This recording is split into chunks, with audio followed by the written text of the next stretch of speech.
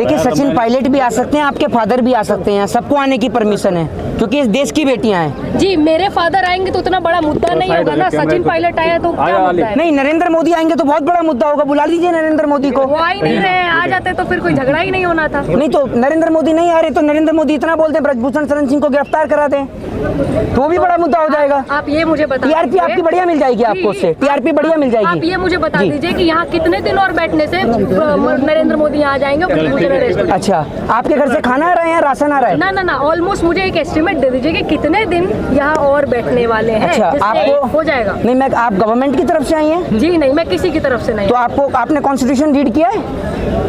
आप मुझे मेरे आर्टिकल 19 में आपको बताता हूँ, मैं आपको क्वेश्चन का आंसर दे रहा हूँ। आर्टिकल 19 हमें, सुन लीजिए मेरी बात सुन लीजिए, आर्टिकल 19 हमें परमिशन देता है प्रोटेस्ट करने की, ठीक है? और हमारा प्रोटेस्ट, हमारा सुन लीजिए, हमारा प्रोटेस्ट जो है वो हमारा फंडामेंटल राइट है। हमारा जब तक मन करेगा, जब तक हमें इंसाफ नहीं मिलेगा, हम यहाँ बैठे रहेंगे। जब तक इंसाफ नहीं मिलेगा, आपका अगर कनेक्शन हो ब्रजभूषण शरण सिंह को आप गिरफ्तार करा सकती हैं तो आप आज गिरफ्तार करा दीजिए, ये कल ही उठ जाएंगे शाम को। बता जी, आप करा सकते हैं गिरफ्तार? जी, बैठे रहने से मिल जाएगा। क्यों नहीं मिलेगा? एक बात आप मुझे बताइए, गांधी जी आमरण अनशन पर बैठे, देश के किसान आमरण अनशन पर बैठे, इंसाफ मिला नहीं मिला? किसान भी तो बैठे थे धरने पर, जीत हुई नहीं हुई? आप कैसे कह सकते हैं कि बैठने से नहीं मिलेगा? क्यों नहीं मिलेगा? इस देश के अंदर आप क्या चाहते हैं और कैसे मिलेगा इंसाफ? बताइए कैसे मिलेगा इंसाफ, आप मुझे बताइए ना, बताइए।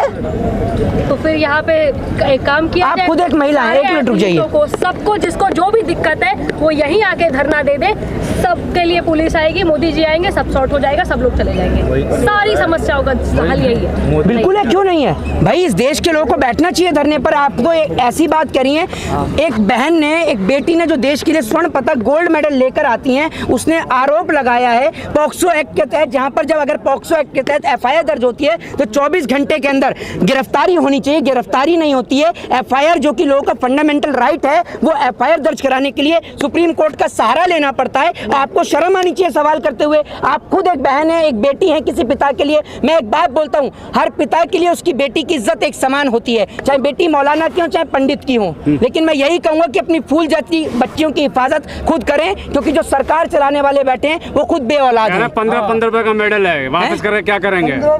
15 रुपए का मेडल आती है। नहीं, 15 रुपए का मेडल है तो एक बात आप मुझे बताइए ना, क्यों खिलाड़ी फिर खेल रहे हैं? 15 रुपए का मेडल है तो देश का जो जवान सरहद पे शहीद होता है, जो उसको जो सम्मानित किया जाता है, उसके परिवार को जो सम्मानित किया जाता है, वीरता पुरस्कार से सम्मानित किया जाता है, तमाम पुरस्कार से जो सम्मानित उनको किया जाता है, वो भी फिर 15-20 रुपए आपको उनकी कीमत लगा रहे हैं पैसों के जरिए। जो खिलाड़ी दिन रात मेहनत करके भारत देश के लिए गोल्ड लेकर आते हैं, भारत देश के तिरंगे का नाम रोशन करते हैं, आप उनकी कीमत लगा रहे हैं मेडलों की हैं? अगर 15 रुपए का मेडल, गिरफ्तार कर क्यों नहीं रहे हैं जब इतना गलत है तो? कैसे कर देंगे? 50 से 60 डिग्री कॉलेज चलते हैं ब्रजभूषण शरण सिंह के, समझ गए आप? हेलीकॉप्टर उड़ता है, हेलीकॉप्टर, ठीक है? मोदी जी हवाई चप्पल वालों को जो हवाई यात्रा कराने की बात कर रहे हैं ना, वो समझ लीजिए आप, अगर ब्रजभूषण शरण सिंह की सारी दौलत आ जाए तो सारे हवाई चप्पल वाले हवाई यात्रा कर लेंगे।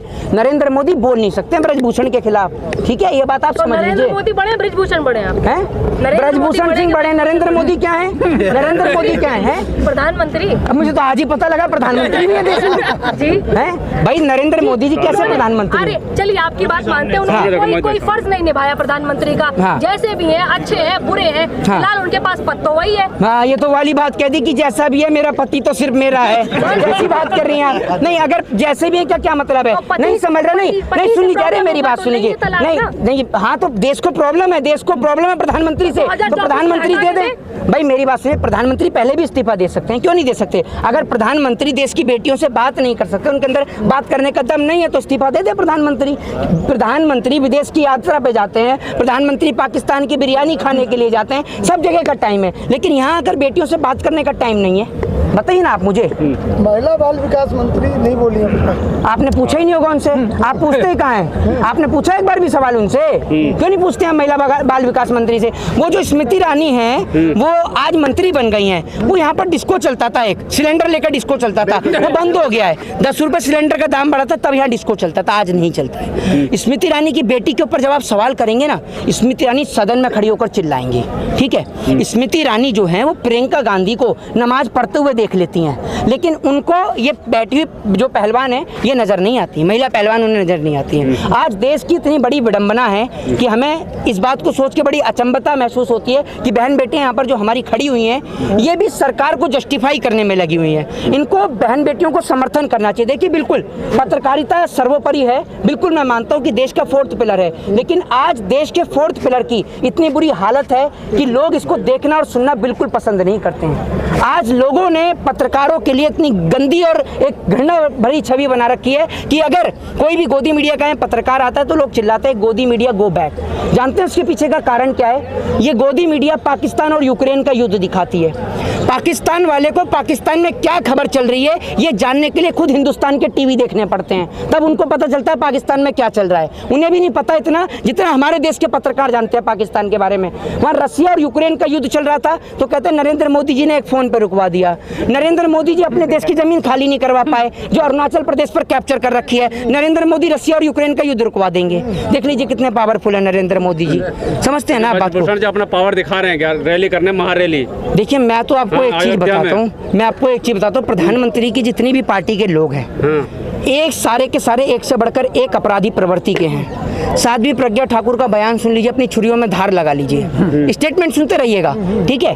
उसके बाद में प्रधानमंत्री बेटी बचाओ बेटी पटाओ, गृह मंत्री सफेद टी शर्ट वाले सब गली मोहल्ले में आलू बेचने वाला आता है ना ऐसे सफेद टी शर्ट, ये देश के गृह मंत्री की लैंग्वेज है। एक बात आप मुझे बताइए, आप इतने सम्मानित पद पर बैठे हैं, आप इतनी बड़ी मिस्टेक कैसे कर सकते हैं? बेटी बचाओ बेटी पढ़ाओ की जगह बेटी बचाओ बेटी पटाओ बोल देते हैं। इनकी पार्टी के नेता कैसे सवाल न खड़ा करें ब्रजभूषण शरण सिंह के ऊपर, जब इनकी पार्टी का एमएलए कुलदीप सिंह सेंगर बलात्कारी निकल सकता है, जब इनकी पार्टी का एक नेता विधानसभा में बैठकर पोर्न वीडियो देख सकता है, तो क्यों सवाल न खड़े करें इनकी पार्टी के नेताओं के ऊपर? आएंगे यहाँ पे कौन लेके आएगा डंडे? समर्थक हैं, डंडे लेके आएंगे? अच्छा है ना, दिखा देंगे पहलवानों को। हाँ तो क्या लेके क्यों नहीं आते डंडे? लेके आओ ना। ये देश में जो ये खड़े हुए हैं जवान, ये सारे जवान जो है ना जितने भी खड़े ये सब किसानों के ही बेटे हैं, ये बात आप याद रखिएगा, ये किसानों के ही बेटे हैं। और इस देश में संविधान नाम की भी कोई चीज है। बाबा साहब भीमराव अंबेडकर ने इस देश को संविधान दिया, जिस संविधान की बदौलत आप क्या समझ रहे, नरेंद्र मोदी की बदौलत यहाँ बैठे हैं हम